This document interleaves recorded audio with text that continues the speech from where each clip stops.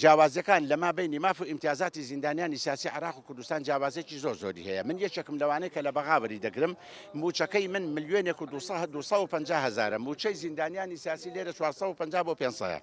لە هەمان کاتدا من تا 25 ساڵ بۆم هەیە دوو موچە وەربگرم. لە دوای 25 ساڵەکەەوە ئەگەر موچەیەکی کەم هەیە بۆم کەم دەکەنەوە و ئەوەی من کراوە بە هەویەیەکی تەقاعودی ڕاستەوخۆ هەموو سێ و چواری مانجێک بە کارتە زەردەکە وەری دەگرم. ئێمە وەکو زیندانی سیاسی کە لێرە کۆبووینەتەوە مۆزوعمان ئەوەیە کە بۆ ماوەیەکی زۆرە منحەی زیندانی سیاسی بۆ ماوەی 6 مانگە بێبڕاوە و